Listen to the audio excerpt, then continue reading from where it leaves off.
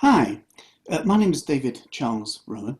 I'm an astrologer, a teacher and practitioner of neuro-holistic therapy, a musician, a poet, and also a tour guide of the sacred landscapes of Avebury and Stonehenge. And I've been running tours of that landscape since 1993, so a little while. And there's some things that are about my tours that are slightly different, I guess. One thing is the length of them. We spend a whole day walking along a ley line, or walking and driving along a ley line, visiting various ancient sites. And it culminates in going inside Stonehenge for an hour, completely to ourselves, with no one else around apart from two security guards. And that gives us time to contemplate, to meditate, and to feel the experience. But to just walk inside Stonehenge, kind of meet at the car park and go in, wouldn't give you the feeling of it, because your intellect would be full of questions. So over the years, I've constructed a tour that has a specific design, and that is that during the day, you are introduced to Neolithic culture and the astronomy of our ancestors and how they crafted and shaped their landscape. And it culminates in an hour-long lecture of the astronomy and history of Stonehenge within sight of Stonehenge. And then we get in our cars and we go inside. And when you walk in with all that information, when you walk in with the knowledge that you have, and your feet have walked those ancient pathways through the day, and not only that, but instead of it being like a bunch of disparate strangers, you've got to know each other. You've walked many miles together that day. Conversations about work and things have taken place. New friendships may have forged during the day.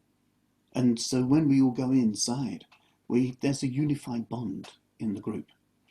And it's very deliberate to create it that way. But rather than me just kind of sit and describe it like this, there's another way of me introducing this to you, and that is to share with you an interview that took place at the beginning of 2020 with someone who has got a group together for a different tour. We're visiting the same places. The astronomy of their evening is slightly different to other astronomies on other evenings, but the tour itself is exactly the same, pretty much. Yes, the itinerary of the tour is the same. So by watching this interview, all of your questions will be answered. You'll find out exactly what the tour is like. You'll also get an idea of, what I'm like. It's one thing to find yourself in the middle of nowhere, kind of listening to some dude. But do you like the way he expresses things? Do you like the sound of his voice? Does he have an annoying kind of rasp to his voice, or is there something kind of appealing? Can you actually hear him? Or is he talking so quietly that you can't quite? Yeah. So, you'd need to know, wouldn't you, really, whether or not there's enough kind of emphasis and expression that you'll be able to hear it on a windy day, just in case it's windy. And also at the same time that it's kind of nice enough and the person seems kind of friendly enough to be able to kind of feel that you could sort of ask questions and that sort of thing, rather than kind of, just follow along feeling nervous. Right.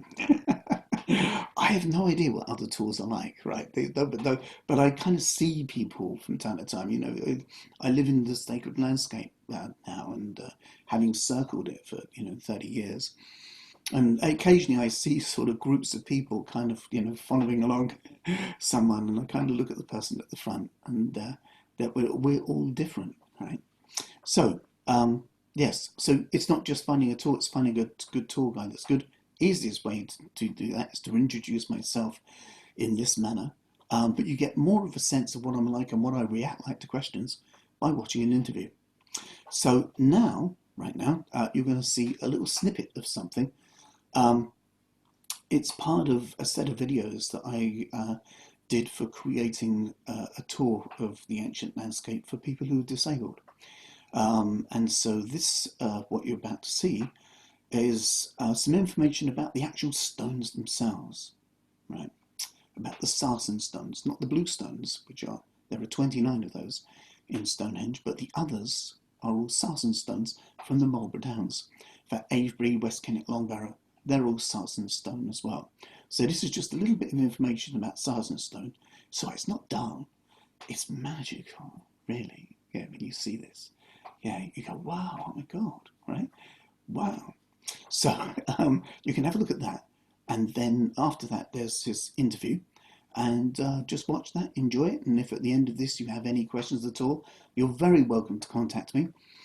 You can reach me via Facebook, David Charles Rowan. You can reach me via email, info@davidrowan.co.uk, or Jupiter-rising at rowan-astrology.com. Yeah, I'll be very, very happy to answer any of your questions.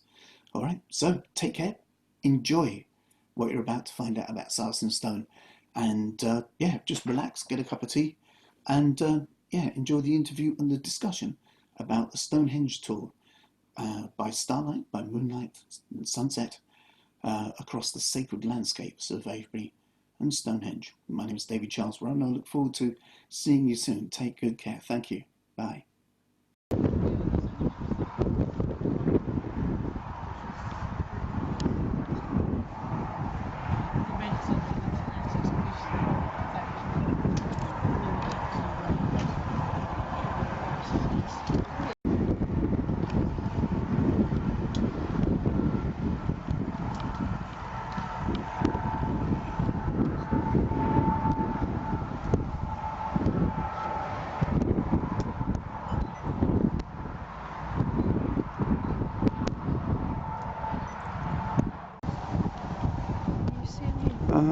Hold on. It's the way the lighting was around it, you see. Yeah. There you go, I've got it pulsing. With my voice over the top of it. There you go.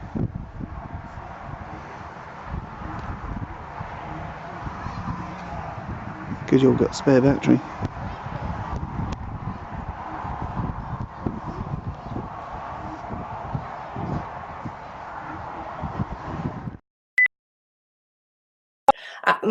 Wow, what a way to start live. Good morning on this Saturday morning, everybody. Hope life is treating you well. Hope you're having a wonderful, blessed weekend. You may see from the description of the Facebook Live today that we are going to be talking quite extensively about a tour, a sacred tour to numerous different places, but I know a lot of people really get excited about the prospect of being able to go into Stonehenge. I also know as well that a lot of people believe that you can't go into Stonehenge unless you're there kind of on a solstice or something like that, where there's, you know, the place is absolutely packed, that you can't actually physically go into Stonehenge. And after talking with the most amazing gentleman, as you can see, who's joined me today, Mr. David Charles Rowan, I discovered that actually you can get into Stonehenge, and I am really, really, really excited to find out a little bit more about this. And we're actually going to be putting a tour together for the 3rd of July, and this is going to be an all-day tour starting at 9 a.m. in the morning, finishing at 9 p.m. in the evening, at various different locations around sacred sites of the UK, and probably, you know, I would say Stonehenge is probably the most, aside from the pyramids, probably one of the most kind of famous sacred sites in the world, right? So I am joined today with the wonderful David Charles Rowan, who is going to be taking the tour and our tour guide for the day. David, I mean, you've been doing this for a long time. Can you just talk a little bit about your background and how you got involved with actually taking people into the inner circle of Stonehenge? I certainly can. Yes, I actually thought that telling you the story of how it's grown over the years would probably be a way to describe the magnitude of what we're suggesting here. So I'm an astrologer. I've been studying astrology since 1982. I've been teaching astrology since 1991. So next January is the Saturn return of myself as an astrology teacher. And I began teaching astrology in a place called Newbury, which is a market town in Berkshire. And it's a place at a crossroads. So there's a major road that goes north to south. There's a major road that goes east to west through this place. And so it's traditionally been a place where there's been lots of traffic of people exchanging goods from one side of the country to the other, people landing on different parts of the world. So someone might land in Cornwall with spices and kind of make their way up to Lincoln, and they'd probably pass through Newbury to get there. But it's also been a place where there's been a lot of traffic of ideas as well. And so I found this vibrant place of a historical exchange to be where I began to teach astrology. And through my esoteric training through my 20s, I kind of lived in a bubble in a way, philosophically. So although I read extensively about all the different world's beliefs and philosophies and things, the people I interacted with were all in the same kind of groove as me. And so it's what we might now call an echo chamber, but it was a physical one rather than a virtual one. So when I found myself kind of landed in Newbury, I just assumed that everybody had the same breadth of reading as me. Right? And then I found that they didn't. But not only that, but they had even less of an appreciation for the actual land that they live on. So one night I was teaching about the moon in Newbury, and I just noticed that there was a beautiful moonrise at the end of the road. It just so happened that the road was on the same axis as the moon rising that night. So I said to the students, hey, since we're talking about the moon tonight and there's a beautiful full moon just rising, let's go outside and do the class outside. And they said, great, but I didn't have a garden where I lived at the time. It was just in a kind of a rented space. So I said, oh, well, let's go up the road to Avebury. And some of these people said, what's Avebury?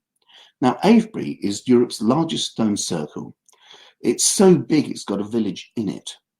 And it's about maybe 25 minutes drive away from Newbury. So I just assumed everyone in Newbury just goes to Avebury if they've got an esoteric disposition about themselves. And some of these people had never even heard of it. So I took them all to Newbury, and we sat on stones and we watched the moon kind of rise above the arc of the horizon and things, and it was beautiful, and they learned about it experientially, And then that gave me an idea. If these people don't know about this, maybe don't know about the other things that are here. So just to give you a geographic map, imagine an oblong, okay? And at the top of the oblong, there's a stone circle called Avebury that's so big it's got a village in it. And it's in a territory that's ringed by 7 white horses carved into the hillside. Some of those are modern ones, but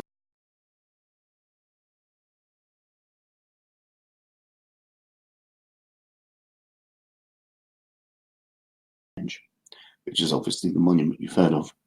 In between those two, there are more tombs, mounds, barrows, and stone circles than anywhere else in the country.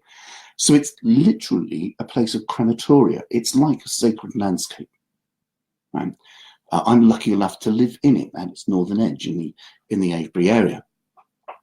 So in 1993, I suggested to these students, hey, let's have a class day out on Saturday. And so looking at a map, there's a lane line that runs from Stonehenge to Avebury, and the country roads kind of zigzag along it. So I thought, oh, that would be cool.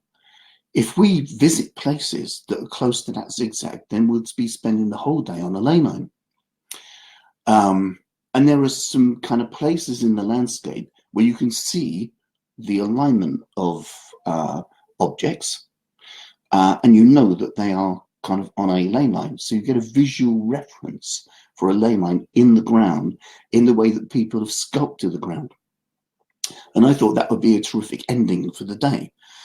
So lane line, ching, sort of thing. So while we were doing this, so we began Avebury, we looked at some of the things around there. And at one point we went to Stonehenge, and we were kind of outside the fence, looking at the people walking around it. So Stonehenge, the stones of Stonehenge, in daytime, no one's allowed in. Absolutely no one's allowed in. it's fenced off. It's owned by English Heritage. There's no access at all. The tourists, if they pay whatever it is they pay, are allowed on a footpath that circumvents Stonehenge, but they're not allowed in. So they can see it, they can take pictures of it. They've got, through the gaps, they can see other tourists. So they don't get a clear picture of Stonehenge, right? Because there's always someone in a gap with a bright yellow jacket, right? And that's their experience, right? So we were watching this, and I said to one of these students of mine, "It'd be really cool if we could go in." He said, "Yeah, it would." And we just happened to be in earshot of one of the workers there, one of the English Heritage workers, and he said, "Well, why don't you go to the office and get a special access form?" So we said, "What's a special access form?" And he said, "Oh, you can apply to go in." Right. So I got this form, got it home, looked at this very officious document, pages and pages of it. You had to fill out what camera equipment each individual was going to use, what purpose each individual is going to use that photography for, because of copyrights and things like this. You had to write down what your reason is. And we thought casual interest might not be official enough. So we were education, because I was teaching, right? And so in 1991, we went inside Stonehenge for the first time at 9 p.m. on the 15th of August was the actual date. And I drew a massive birth chart for the astrology of the moment that we would be in there. So we went in at something like 9:15, and I created the chart for 9:45. So we'd be halfway in. So at 9:45, I called all the students over who were kind of looking at things and said, we lined it up with a compass, shone a torch onto it.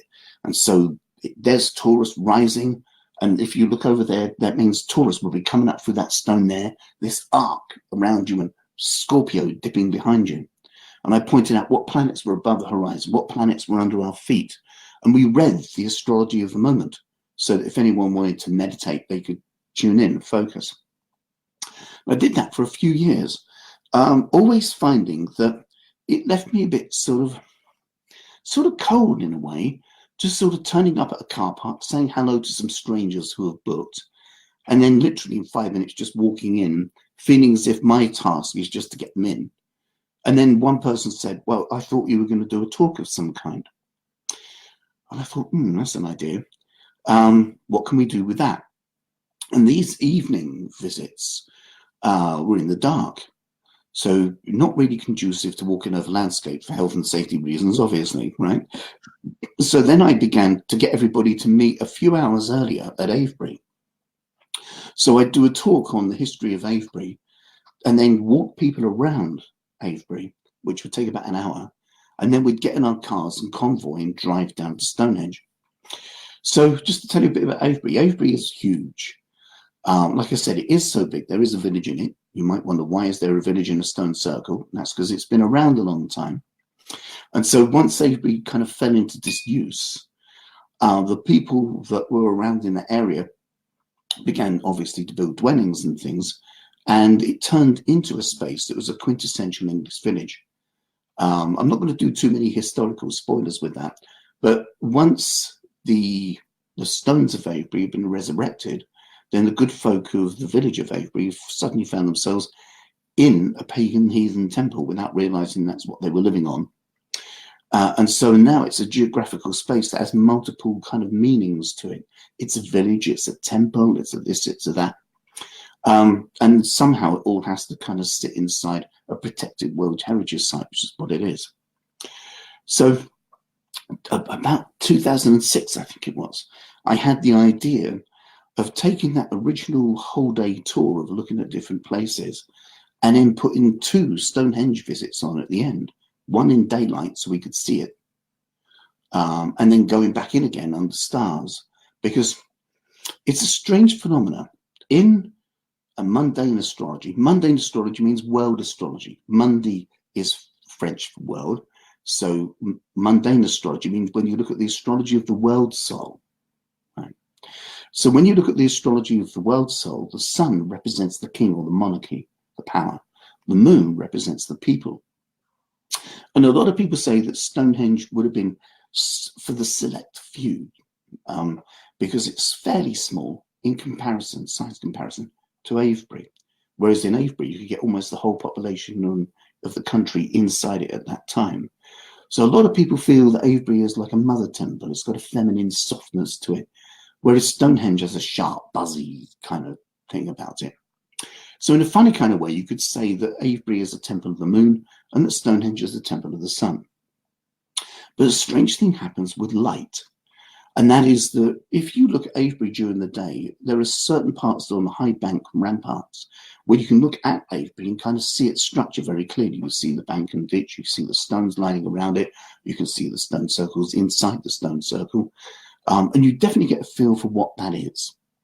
Whereas when you look at Stonehenge by day, it's like a rabble of kind of rock in a field, really.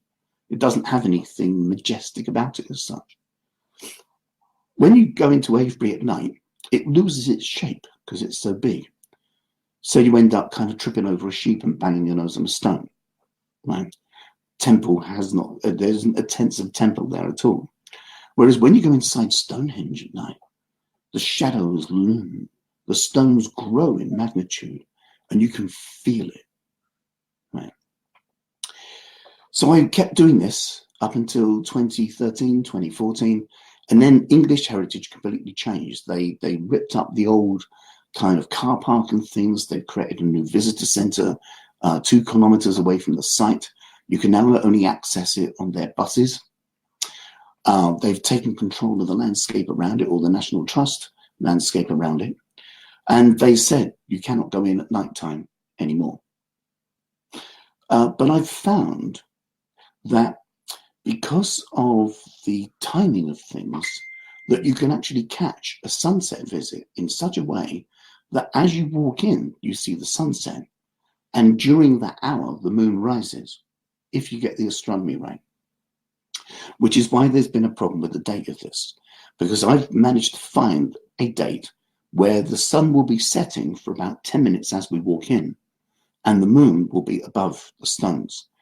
So long as the clouds are clear, because if you can see the moon, you can see stars as well, right? So we'll get sunlight, moonlight, and starlight all in 1 hour. Yeah. Right? And so for the remaining 50 minutes while we're in there, you'll actually feel the place change, you know. Now, I know that there's an orientation towards crystals with you guys. So Stonehenge, Avebury, a lot of the monuments in between are built with a kind of particular kind of rock called sarsen stone. And sarsen stone, at the Ice Age here, sandstone got compressed and packed by huge sheets of ice, you know, a mile thick. And on the coastal areas, or in southern Britain, it got infused with silica. And of course, silica is glass, or in other words, quartz. Right? So sandstone is packed with quartz. So we begin our tour by going around Avebury. At the beginning, there'll be a 20-minute talk, during which I kind of talk about the history of it. I'll talk about the architecture of it. I'll talk about the astronomy of it as well. And then we'll take a walk around. And as the sun's coming up in the morning, if we're lucky, and we get just the right amount of sunlight with the right angle on the stones, you'll see the stones twinkling. Like you look at these huge, big bits of rock and they glitter twinkle. And that's because they're packed with quartz. Right. And you can see like a long line of these things. This place is huge. But I don't just kind of walk people around. I go to archaeological conferences and I gate crash digs. Because I've found that archaeologists kind of get ignored by their families a bit. You know, some guy comes home and says, well, dear, you know, we found a wonderful piece of Iron Age pottery. Yes, dear, here's your suit. Yes, oh, it's marvellous, it was. And kind of not listening, right? So I found if you go onto a dig where there are archaeologists at work and you sound a little bit knowledgeable, you go, right, so what have you finding? Is this Neolithic? Is it Mesolithic? If you sound a little bit like you know something, they can't help themselves but tell you everything that they're finding. And you end up spending 3 or 4 hours being shown this bit, tiny bit. Look, we got this bit here. So I tend to do that and go to conferences as well and just kind of keep up with the latest ideas of things. There was a major dig around the Stonehenge area from about 2003 till 2010 called the Riverside Project, multi-university event. And I was given a guided tour around that in 2006. So my tours suddenly started incorporating all that knowledge. And in 2007, I think it was, a lady brought her mum along, and this woman was complaining that he doesn't know what he's talking about. None of the books say this. And it was 6 years before it was published in book form. Wow. She did actually buy that book for her mum. So there you go. It is in book form now, mum. And so you can kind of show people things literally that the world doesn't know about yet, because there's such a time delay between when a theory emerges and when it reaches book form, or even before it reaches the TV. Mm-hmm. So I found, for example, in 2015, that the latest kind of theories of Avebury meant I had to completely rewrite the narrative I have about Avebury. Totally, which completely changes the chronology of the whole thing we're looking at. Because it's not just the thing of looking at stuff. We could do that in a village hall. We could just spend 2 hours in a village hall with some slides, photos, and a cup of tea and biscuits. That's it, done. But it's a different thing when you walk these places. For one thing, there is a lane line that runs between Avebury and Stonehenge, so you can feel it. You might not consciously be aware of it, but your body gets energized. So people think, what, we're going to be walking and driving for 7 or 8 hours, drive into a place, get out, look at it, drive to a place. Yeah, they go, isn't that tiring? No, it isn't.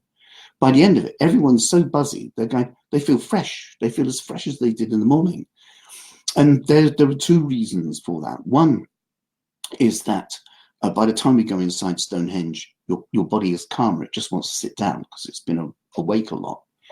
And also, you're saturated with information by that point.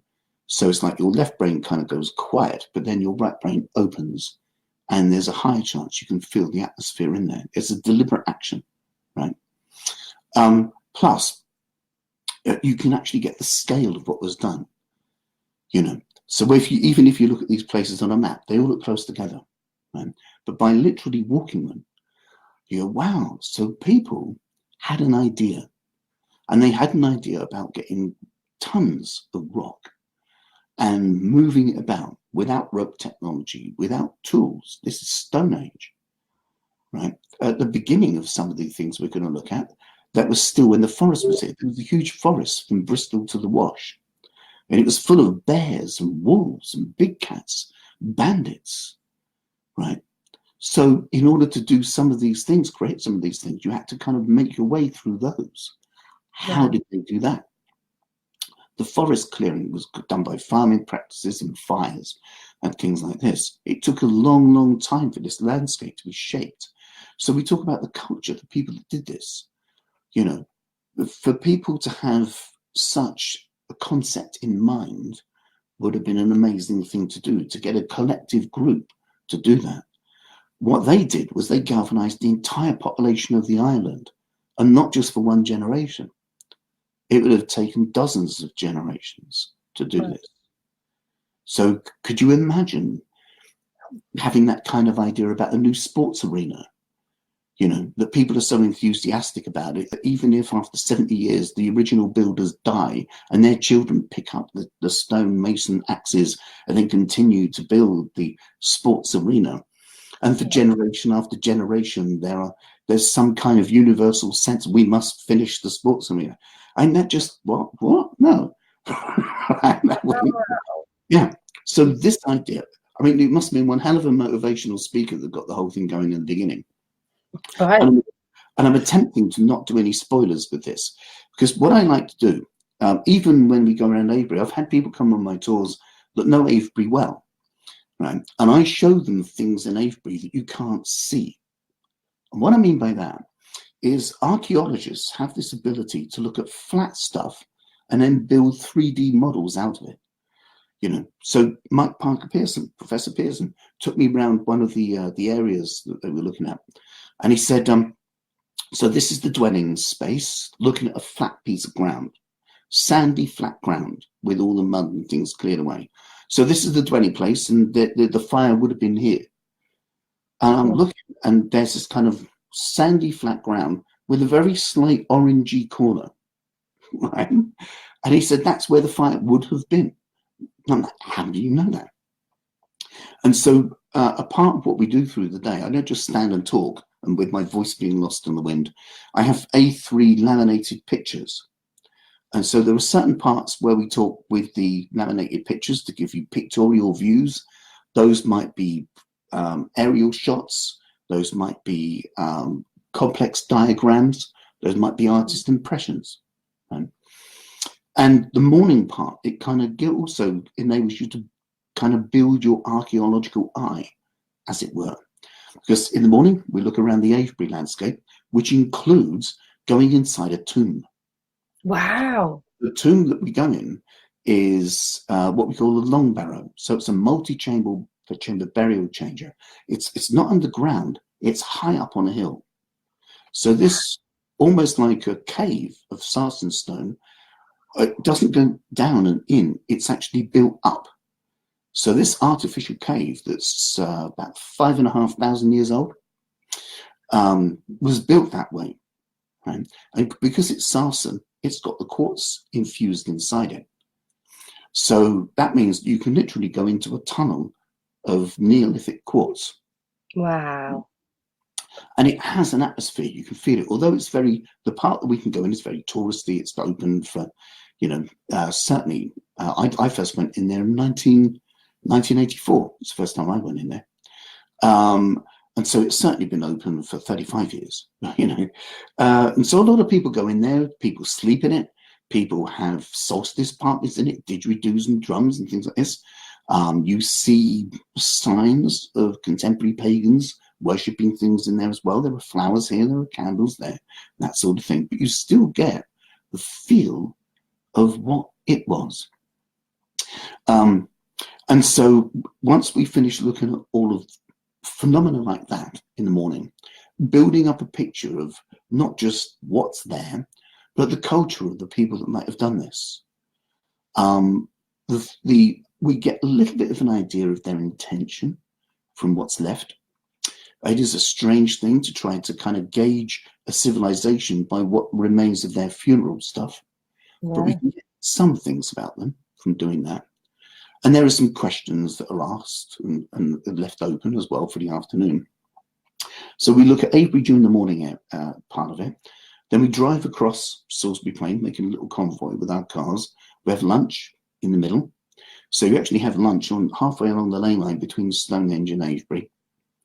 Right? And then in the afternoon, we go around the Stonehenge area. So we look at some phenomena near to Stonehenge, first of all.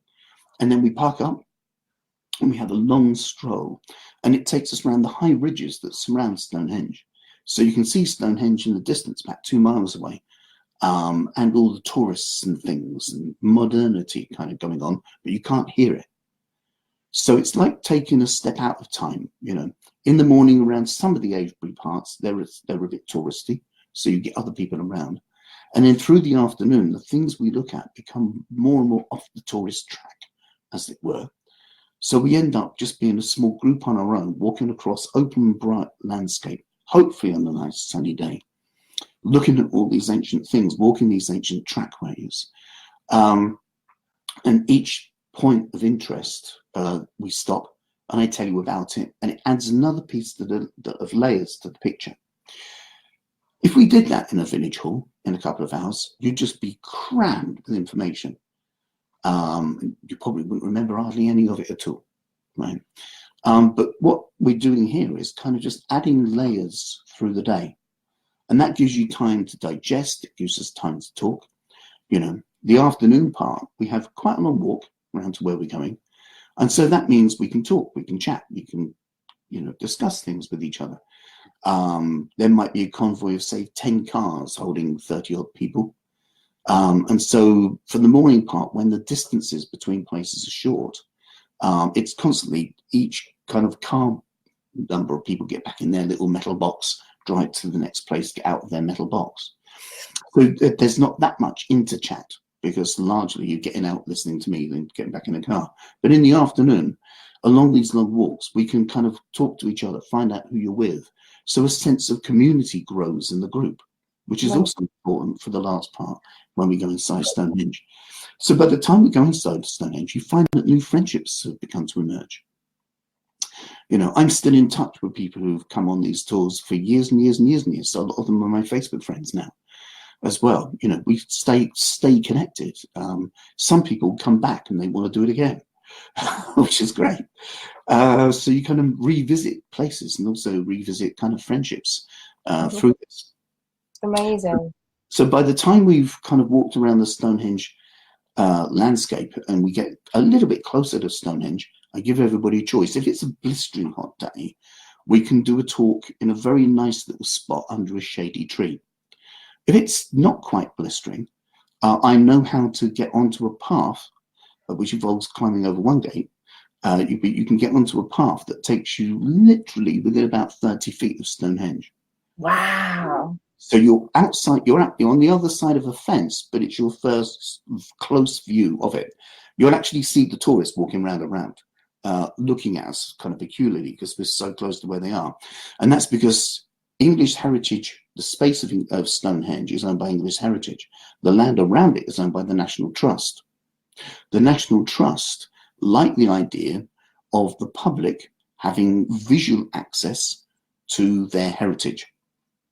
English Heritage want the public to be kept away from their heritage unless they pay for the privilege. Right. So there's a talk about Stonehenge, the architecture, the astronomy, the history, with a lot of these pictures that last about an hour. So we either do that in a shady spot with Stonehenge in the distance, or we do it right close to Stonehenge, depending. And once we've done that talk and you've got an idea of its history, archaeology, how it's built in layers, we look at different theories about its purpose. We look at different theories about its place, the reason that it's there. You find out some things in the landscape that you cannot see with your eye, first off. So if you just turned up in a car, and I wasn't there, and you went for a stroll around these places, you'd see rolling green downs, you'd see rolling countryside, and eventually you'd see an object, Stonehenge. But what I show you is that all of those rolling green downs are part of Stonehenge too. Right. And so you suddenly find that what you know, when you look at Avebury, you think, oh, Avebury is this thing of a ring of stones. And I show you that it's actually more than that. And the same thing happens with Stonehenge as well. And so what you think of as a big phenomena actually is a small part of something much, much bigger. And it connects with Avebury as well. So in a sense, it's 20 miles big, right? And so these layers of comprehension and these kind of veils being lifted and revealed through the day are part of what I love about doing this, hence not doing any spoilers. I'm editing information at the same time as talking with you, just so that I don't accidentally say something that might, you know, spoil anything later. But the feeling of the whole day is one of constant sense of revelation, you know, and it's awesome. The reason I call it a sacred landscape tour is that you really feel at the end of it that you're walking across a sacred landscape that's been revered for thousands and thousands of years. You know, it's astonishing. And then we go inside. It is possible still to, like I said, to get these special access visits. They're very hard to get hold of. There are guys that run professional tour companies. So they, you know, they pick up a bus of people in London, they take them to Bath, take them to Salisbury Cathedral, take them to Stonehenge with the sunset. And so the people are getting on and off coaches. They're not doing what we do. They're not feeling the land and getting an idea of the whole broad picture of it. But they have first dibs, if you like, of the dates. So with whatever's left, we then have to select the best out of that, and hence the reason for the dates. But it is quite a rare thing. And I was looking at the dates that were offered by Heritage and looking at the astronomy of those moments as well. And for a while, every single good bit of the moon and the sun being in a good position for our visit wasn't featured in their date list. Yeah, because we were looking at September originally, right? Yeah, and so it was looking like, you You know, there was a date in July that looked favourable, astronomically, but when I looked at the date, the day before or after was there, but not that one. So it took me quite a few hours to kind of match the astronomy with the dates, but I found one, the 3rd of July. I thought, let's go and look at that. They've given us permission to do it. We have to get these deposits in, otherwise we lose the date. Yeah. So just people that are just jumping on that aren't aware of the tour. So the tour is going to be on the 3rd of July. I'll let you talk about us going into the inner circle in just a moment. But just so everybody is aware, there's a tour group of 30 people, you know, myself, David, his partner, my partner. We already have some people that are going to be joining us. But what we wanted to be able to do was to be able to fill all 30 of those spaces with people that are like-minded, people that are, you know, part of our tribe, so that we're not sharing that sacred space with anybody else. So basically, when we go inside of Stonehenge, it'll just be the 30 of us that have spent the whole day together. I've got goosebumps just like talking about that. It will be our exclusive group.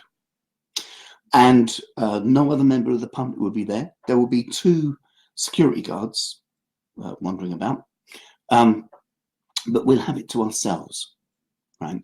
So on the solstice, when they open it to the public, there are sometimes between 20 and 30,000 people.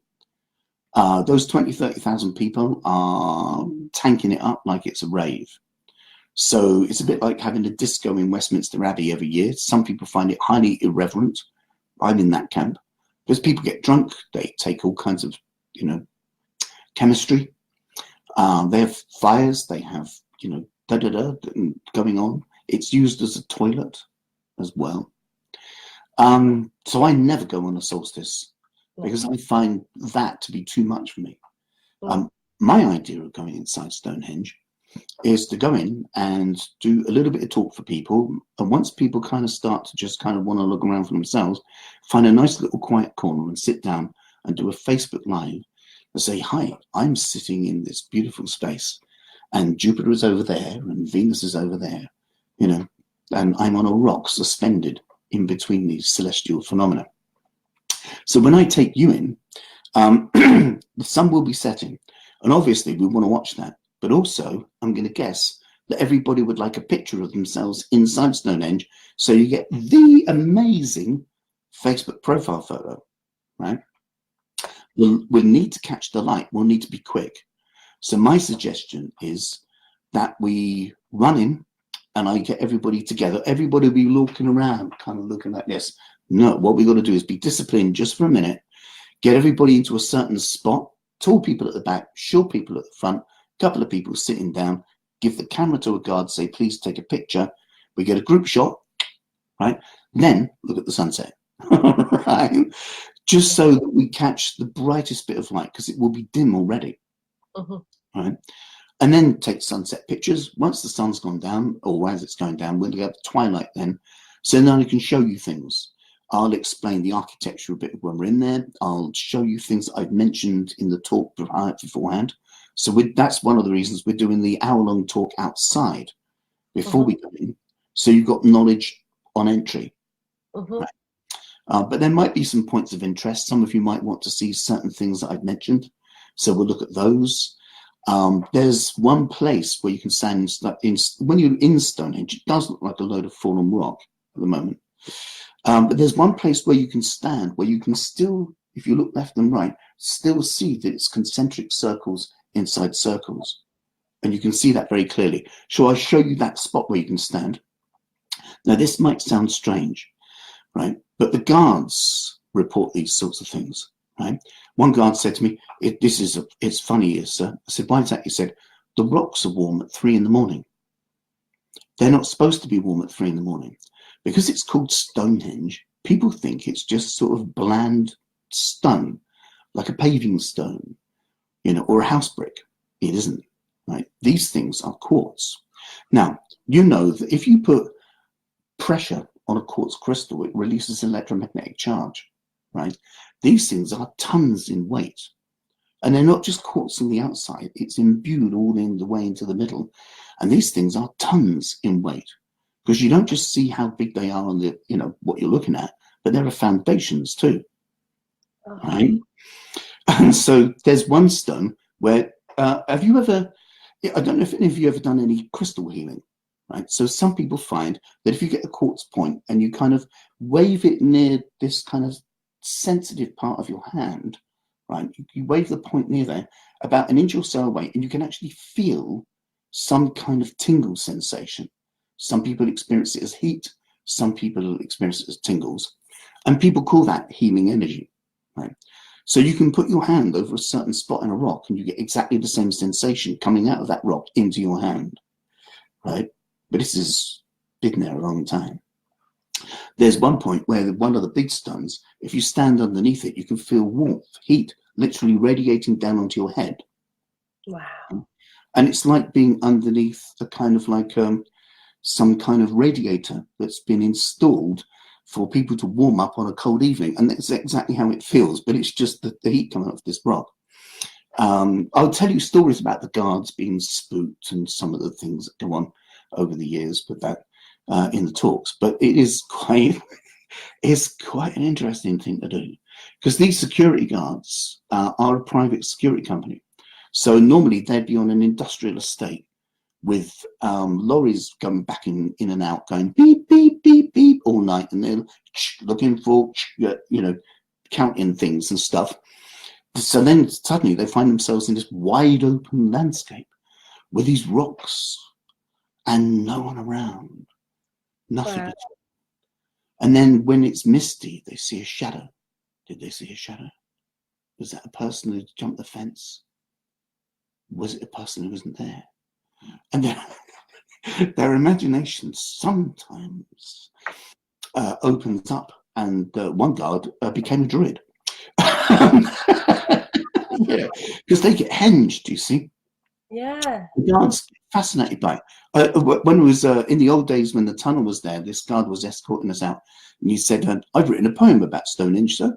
I said, "Have you?" And he recited this poem that he'd written about Stonehenge. He'd memorised it. And while he escorted us out, he told us his Stonehenge poem. Yeah, so sometimes the guards are very efficient because they've just come off an industrial estate and they're new there. Others are kind of what I would describe as henged, and they become really kind of friendly, and they tend to keep out of our way a bit. They leave us to it. You know, so if you want to meditate, if you want to look at things, if you want to kind of, just kind of chill out, then you're alone. And that's really nice when they do that. That's lovely.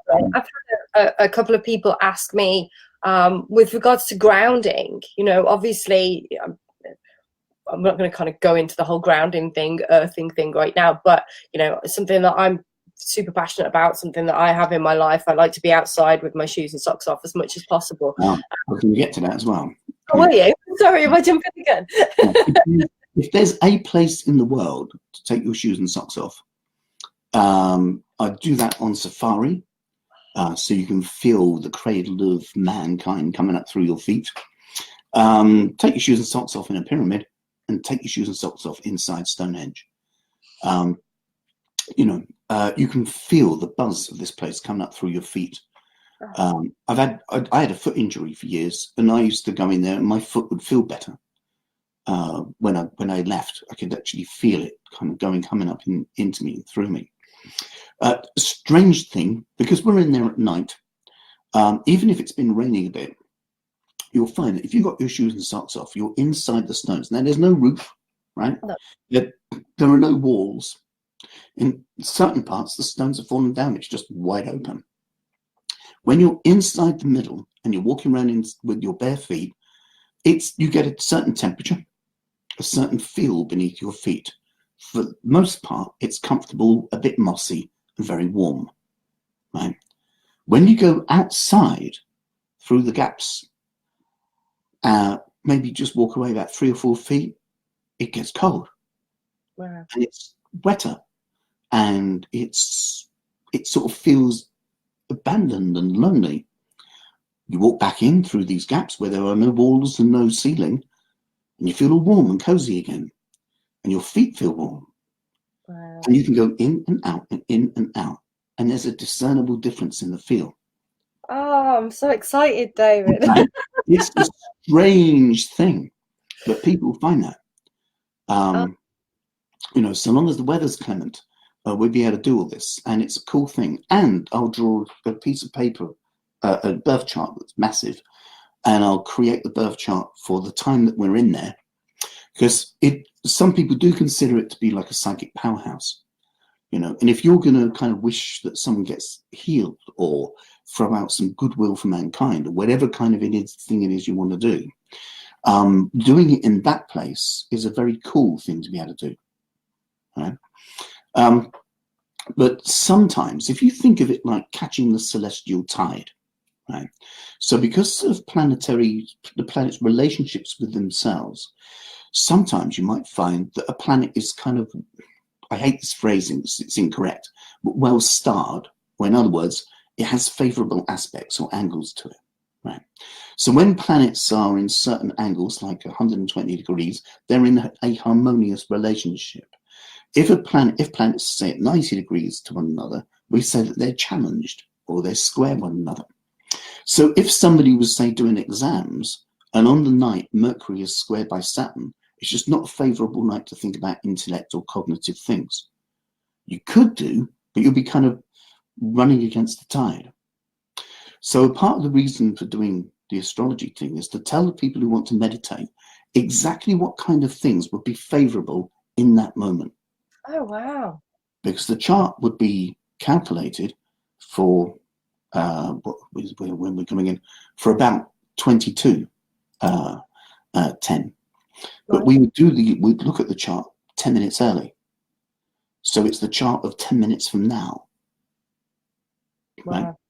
So I describe the moment 10 minutes from now, and then if you meditate on whatever it is that you choose to do out of what's available, then you can send out some quite powerful things. And one year, this chap, it was going to be a 10 o'clock one, and this chap kind of meditated a bit, and he had a lady that he'd been seeing, but you know, they were getting on, it was all right.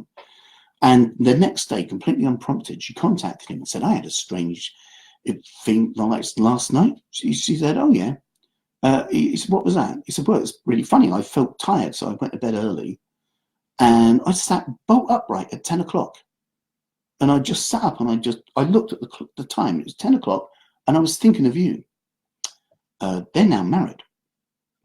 Right? Yeah. There was one time we went in August 2001.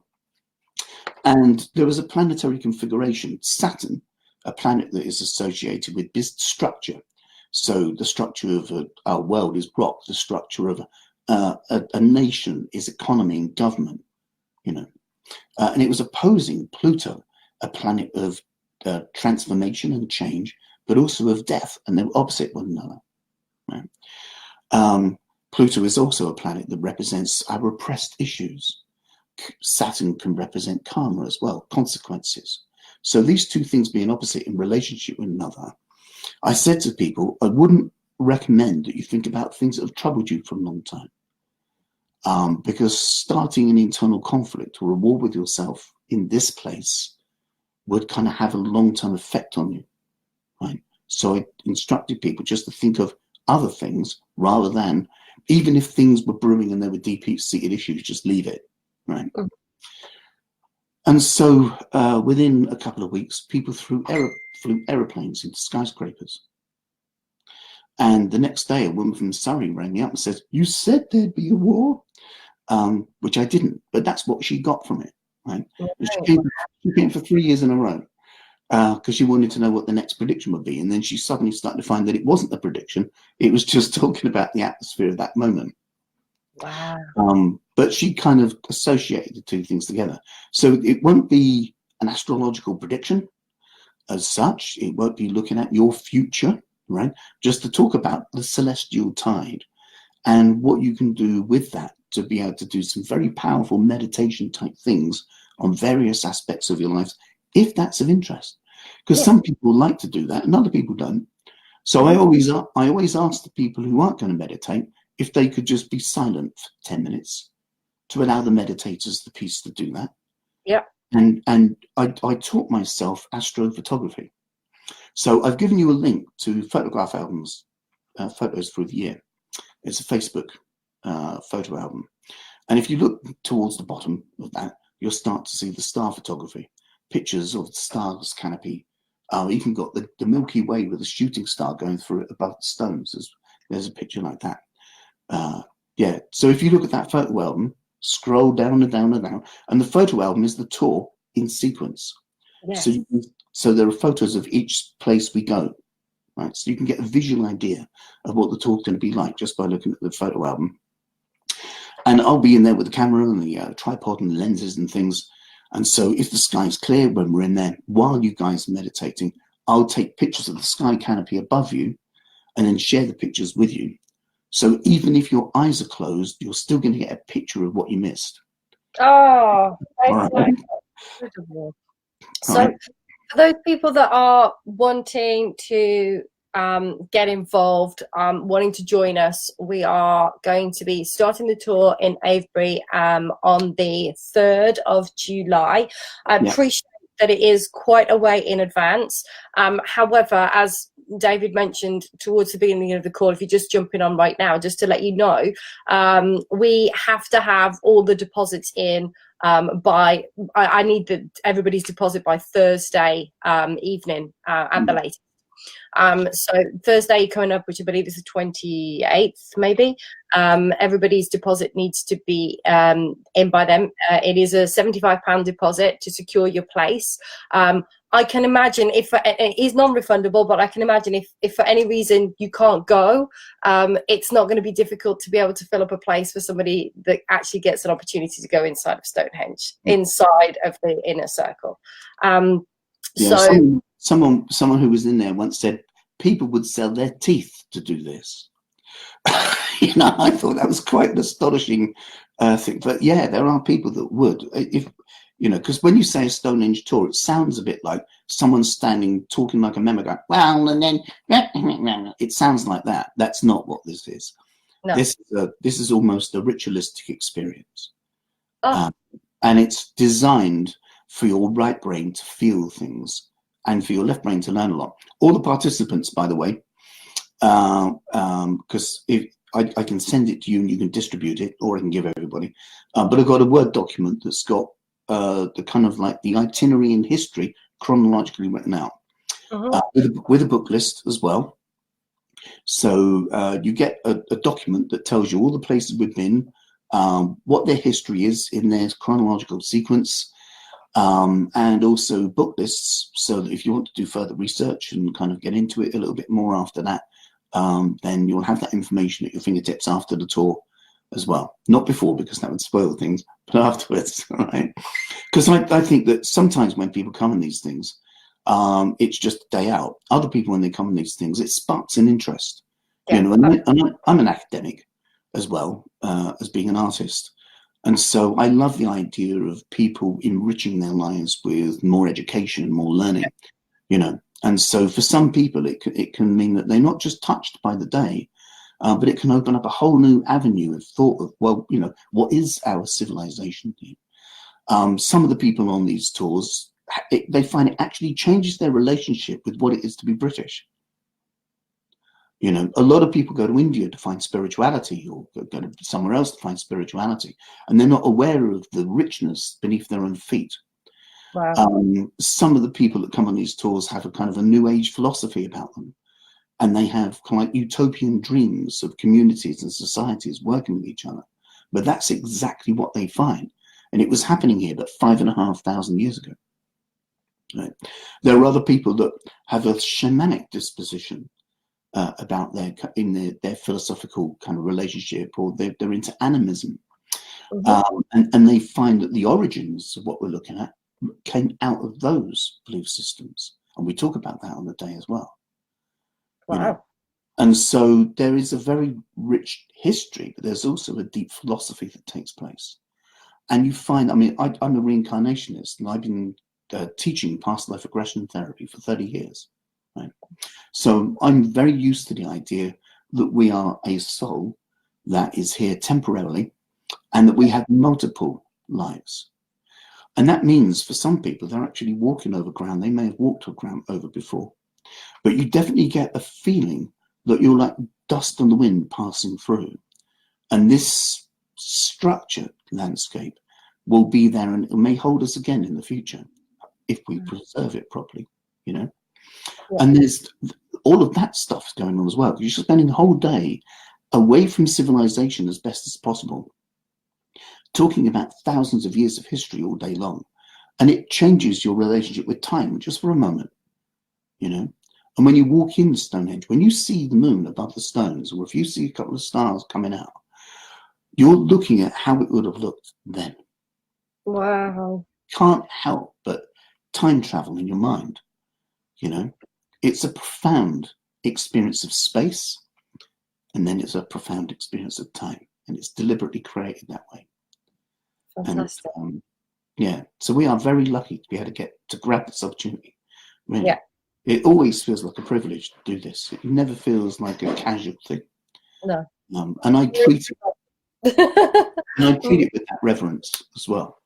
You know, so the whole day has a kind of like the feeling of that, because that's what we're kind of aiming towards with the group. You know, so each step that we look at, each layer of new information builds that feeling. So that even someone who's quite cynical can go in there. There's one lady, she brought her husband. He's a Freemason, and she was a pagan witch. And he said, what do you comment? He said, she does circles and I do squares. I thought that was quite funny. So, but he found that she thought that he'd be bored listening to this intellectual man, because a lot of people think I'm just a crusty intellectual on Facebook and things. But I'm actually all right. I'm quite funny in a way as well, right? And we got on like house on fire, because he suddenly found that the whole thing was sacred geometry. And so we were talking about sacred geometry all day, and he really tuned into it. In fact, he was more excited about it than she was, you know. And so sometimes people come along because they're someone's partner, you know, and they're thinking, oh, this is going to be boring. And they suddenly go, wow. Like one guy said, I went to this thing thinking it might be a bit spooky, this evening thing around Avebury and Stonehenge. And I was surprised to find myself in a temple of light. Oh. So, yeah. Amazing. Goosebumps. It's very much like, not an ordinary Stonehenge tour by any means. No. Awesome. Wonderful. Wow, that's been the kind of fastest hour I think I've ever had. That's gone so yeah. So David, thank you so much for giving an overview, not giving too much away. You've really painted an amazing picture in my head. Some of the things that you've shared, and some of the comments that we've had have been incredible. There's people that are going to be revisiting their diary to see if they can actually make it now. For those of you that are wanting to take part and join us, please reach out to me personally.